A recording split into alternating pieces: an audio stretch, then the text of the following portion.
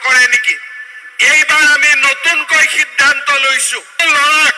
আমি 1 বছৰৰ কাৰণে মাহত 2,500 টকাকৈ আমি দি থাকিম যাতে সি কাৰো ওচৰত হাত পাতিব নালাগে মোক লৰাবিলাকে খুদি থাকে যে মামা আমাৰ কাৰণে একো নকৰে নেকি এইবাৰ আমি নতুনকৈ সিদ্ধান্ত লৈছো যে বিএ পাছ কৰাৰ পিছত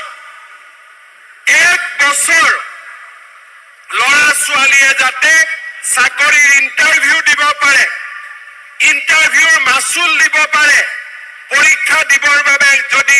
গুৱাহাটীত যাব লাগে গুৱাহাটীত যাব পাৰে বিএ পাছ কৰা প্ৰত্যেকটো লৰাক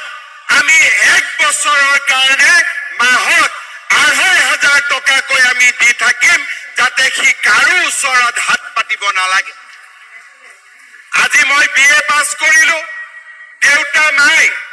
মোক বাৰে বাৰে টকা দিব নোৱাৰে চাকৰি এটা পাওঁতেও এবছৰ মোক সময় লাগে আৰু এই গোটেই বছৰটো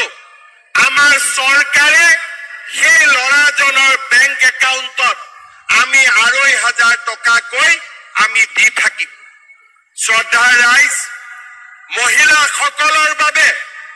আমি এটাৰ পিছত এটা নতুন আঁচনি অৰুণোদয় নিযুত মইনা অহা 1 এপ্ৰিলত মই বিহালীলৈকে যাম আৰু তাত নতুন আৰু এটা আঁচনি আৰম্ভ কৰিম যাৰ বিষয়ে আপোনালোকে জানে যে প্ৰত্যেক গৰাকী মহিলা আত্মসহায়ক গোটৰ সদস্যলৈ 10,000 টকাকৈ যি দিয়াৰ আঁচনি নতুনকৈ সিদ্ধান্ত লৈছো যে বিএ পাছ কৰাৰ পিছত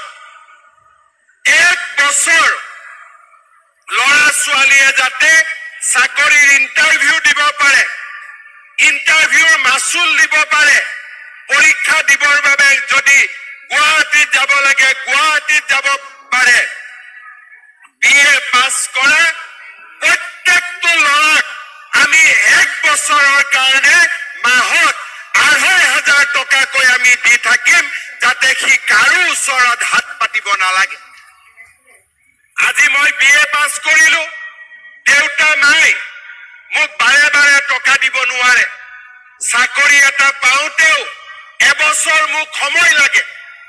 আৰু এই গোটেই বছৰটো আমাৰ চৰকাৰে